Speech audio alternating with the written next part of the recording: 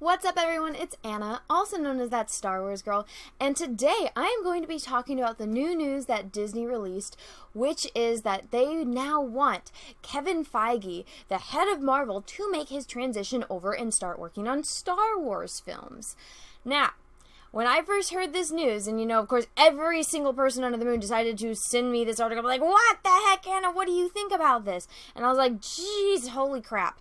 Alright, so here's my 2 cents on it. I'm going to start a little backtrack with what news was released about Marvel. So as we all know, I did a video on this. Sony now took Spider-Man back from Marvel. They're like, you don't want to give...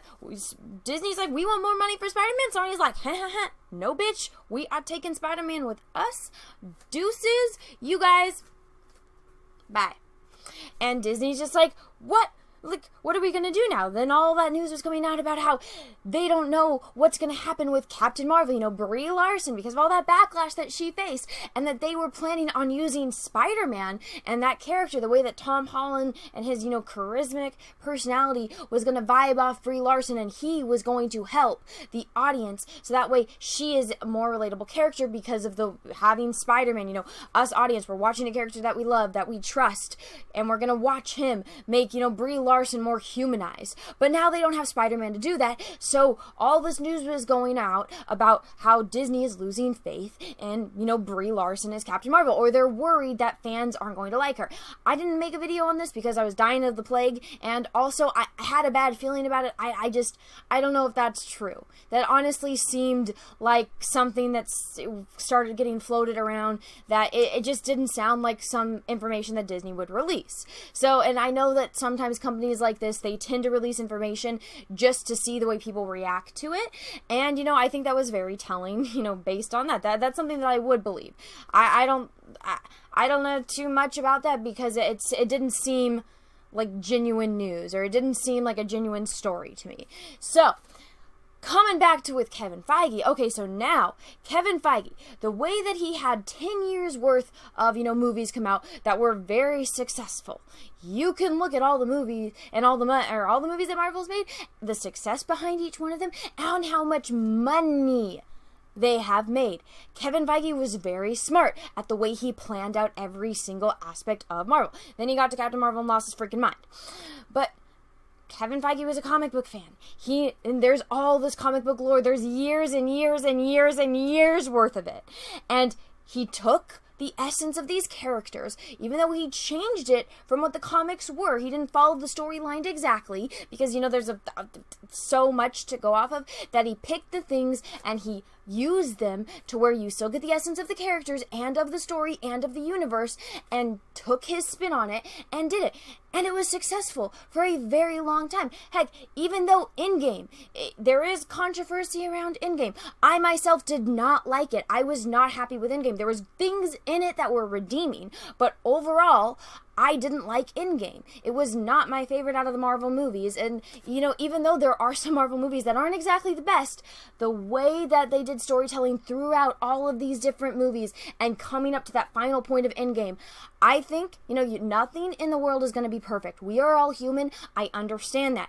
Kevin Feige, I think, the way that he did things, the way that he had all of this, this master plan through it, and even when I was watching, and it's like, okay, there's a little piece in this one, and there's a little piece in this one, and then, building up to the first Avengers, then, for me, I kind of had a feeling about what was going, but then, getting to see it, and then that hint of Thanos, that's what, solidified it all for me, and I was like, holy crap, I was already invested in this, but now you got me for the long run. Kevin Feige did something that no one else in the world had ever done before, and he did it great. Again, there are some bumps along the road. He is a human being. Now, I think Disney, and even when Bob Iger came out and said, oh, well, you know what, we apologize for Star Wars fatigue, because we can't have a movie come out every year. And then you look at the argument of Marvel. Well, look, Marvel can have movies come out within months of each other, and they still make, hundreds of millions, if not billions of dollars. Nobody has Marvel fatigue. They don't have that problem. So I think what's been going on is they looked at the way that Kevin Feige did things, and they said, That guy knows what's up. He technically, if they wanted to end Marvel now, I don't think that they will. Of course they want it. The money. They want all the monies. But Kevin Feige accomplished his mission. He went from, chapter 1 all the way down to the end. He went from the beginning to end game. He did. He completed his arc with these characters. He completed Iron Man's arc. If he wanted to step back and say, hey guys, I'm done, I'm going to hand this off to someone else. My vision was completed. Now I'm a Star Wars fan too. Now I want to go work on Star Wars and do this master plan with Star Wars. If they did that Disney spin on it, if Kevin Feige did the planning and went through everything the way that he did with Marvel, chances are it could actually be pretty decent. Get away from those people. Get away from Kathleen Kennedy, who her major concern was that when she went into the room, she's like, I want the main character of Star Wars to now be a woman. Didn't even consider to herself that the first protagonist that you meet, the first human protagonist you meet in Star Wars is a fucking woman, Princess freaking Leia. You meet Princess Leia before you meet Luke Skywalker. Does Luke Skywalker face up Darth Vader in the very beginning and, watch his planet get destroyed? No. Princess Leia does. Princess Leia goes through all the hell and torture. Awesome character. Get Kathleen Kennedy away. Get Rian Johnson away. Get J.J. Abrams away. If you bring in someone like Kevin Feige, of course, nothing is ever going to be the same with Star Wars. It's never going to be the way that George Lucas handled it with the originals. We're never going to get that again. It's no longer going to ever exist. All we have now is to look forward to the future. If Kevin Feige, if he's as big a fan as he claims, if he actually respects the characters, if he actually knows the lore of Star Wars, if he understands the lore of the universe, and he wants to take this and do his own Kevin Feige spin on it, in my personal opinion, it's going to be like fan fiction, just kind of like the way that the MCU, it doesn't follow the path of, the comics exactly. It doesn't follow every single little thing. But the way that you watch it be executed, the way it's executed, it's done very well when you look at the grand scheme of things. Of course, every single movie in itself isn't a masterpiece. There's a lot, like me, I love Tony Stark. I love Iron Man. I love the way that Robert Downey Jr. embodies that character. I don't really like the Iron Man movies. I don't. They're not my favorite movies. If I might watch them, maybe once every couple years. And, then I'm like, okay, I don't need to watch it for another couple years. In my opinion, there's scenes in it that are great. I love the scene in Iron Man. I can't even remember which Iron Man movie it is. But it's the one where he gets the strawberries and Pepper's like, I'm not allergic to anything in the world, but I'm allergic to strawberries and you bring me strawberries. I love that scene. I love the way that the actors work with one another. It's great. I honestly think the strongest Iron Man movie was the first one. And then, even in the third one, I do like the dynamic of Tony Stark, hiding out in the kid's garage, building stuff, and him talking to the kid. Robert Downey Jr. does really well with child actors, and then watching him work with all of the other characters in the Avengers. It's so great. I loved it. If Kevin Feige can take Star Wars, maybe do something totally different, take the Star Wars universe, invent some other characters, go on a different part of the universe. Heck, you could go do a bunch of aliens. And then, or maybe bring all the aliens into one another. Say, okay, well, maybe they keep hinting. They 100% have been hinting. And I've seen so many rumors. I've done videos on it about Knights of the Old Republic. If Kevin Feige looked at the lore of the Knights of the Old Republic, took, everything from that, and then built his own story, and maybe, here's a movie about this Jedi, or this person that's training to become a Jedi. Then another movie, here's this alien, and kind of how we have the 3 Iron Man movies, we have the 3 Thor movies, we have the 3 Captain America movies. Build up these 3 different characters in 3 different movies for each one of these characters, and maybe even bring more in, and then have them all meet up for the Avengers type movie. That would be great. I would love to see something like that. I would love to see something totally new that I've never even thought of before, and have it be in the Star Wars universe. And it could be done. I watched, aside from Captain Marvel, I have seen every single MCU film. Again, not all of them are 100% masterpieces, but I will never forget the feeling of going to the theater when the first Avengers movie came out and feeling that, electricity that was in the air, that, worldwide phenomenon of excitement to see all of these characters together. And I have been waiting for so long to feel that again. Heck, even every single time I go into an Avengers movie, it feels that way, even though not every single Avengers movie is great.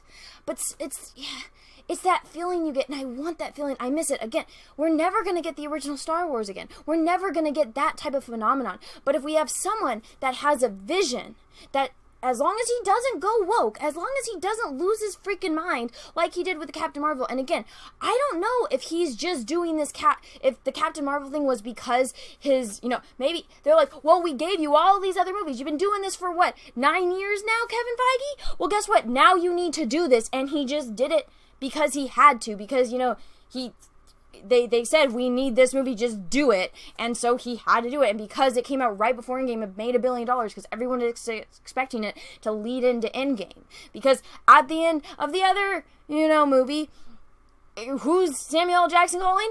Oh yeah, that's right, Captain Marvel. So it made you think that we're going to find out some critical thing in the Captain Marvel movie that's going to tie into Endgame. I didn't watch the movie, didn't even affect it, aside from the fact that, oh, okay, she's here now. But anyway, guys, I think it's something to be optimistic about, because at least this person has proven to everyone in the world that he can do this master plan, that he actually cares about these types of characters, that he actually knows how to show, character building and storytelling over multiple movies over a period of time. And I don't know anyone that's just sitting there like, oh, the MCU sucked. Every single movie sucked. No, not every single movie was, a masterpiece. Not every single movie sucked. But the way that they all build off one another, and we've had this 10 years of this build-up, I don't think anyone's going to complain about that and say, look at this guy's resume and say he's not good at what he does, because he is. He can tell stories. He can, show this amazing character growth and, the way that they develop, how they interact with one another, how to do this. And, at the same time, he also fills that Disney checklist that they want, which is making money. I honestly think this is something to be optimistic about. The whole idea about bringing Brie Larson in and how she's showing, her posing at Disneyland in a Jedi robe with, I think in the picture was a stormtrooper. That's not something to look forward to. If they do have her in Star Wars, which, oh my god, I hope not.